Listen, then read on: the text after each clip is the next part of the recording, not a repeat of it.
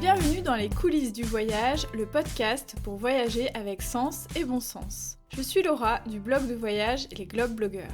Toi aussi tu as envie de voyager de manière plus responsable, d'organiser tes escapades facilement et dénicher des initiatives originales? Si la réponse est oui, alors tu es au bon endroit. Chacun de mes épisodes est un concentré de bonnes astuces pour t'aider à planifier tes prochains voyages durables.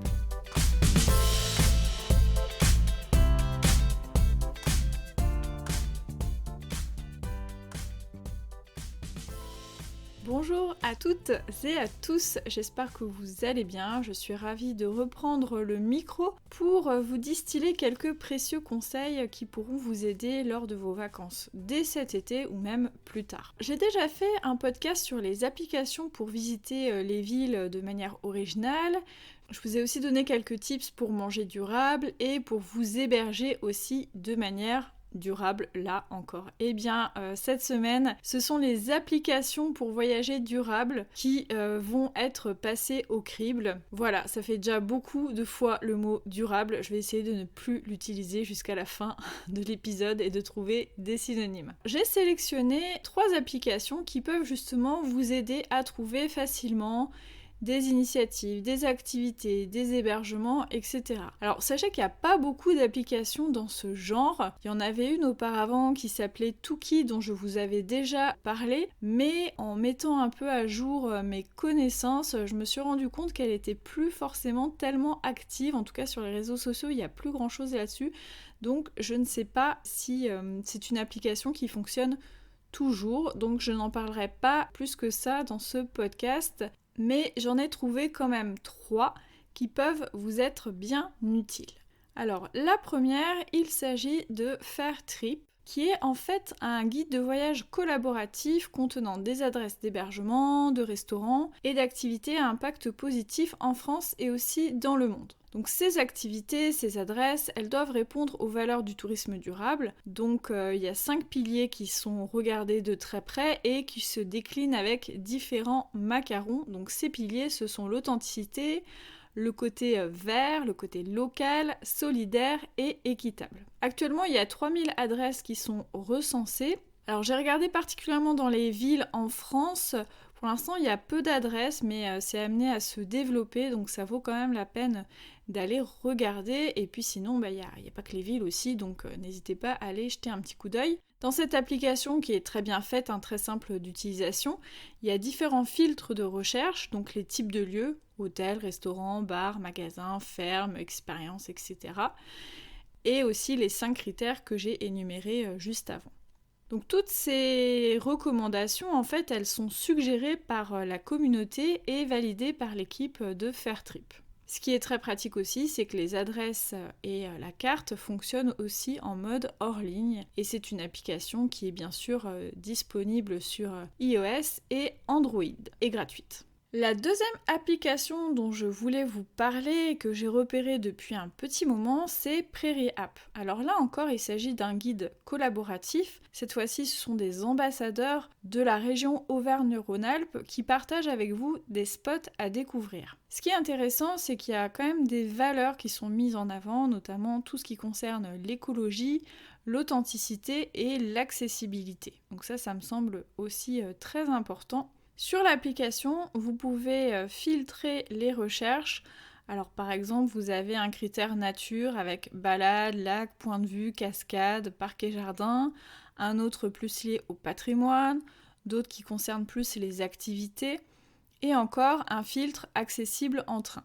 Ce qui peut être frustrant, c'est que si on se situe à plus de 400 km au moment où on regarde l'application, on ne pourra pas voir les spots. Voilà, parce qu'il faut vraiment être dans la région pour pouvoir visualiser tout ce qui est proposé sur l'application. Et pour chaque spot, il y a une fiche descriptive avec une photo, des informations pratiques, tout ce qui peut vous être utile pour préparer votre visite. Quand on contribue à l'application, ou qu'on visite un des lieux, on peut gagner des points, donc c'est un petit côté ludique sympa. Alors pour cela, il faudra se créer un compte sur l'application, sinon c'est pas forcément nécessaire. Elle est disponible là encore sur tous les téléphones, que ce soit iOS ou Android.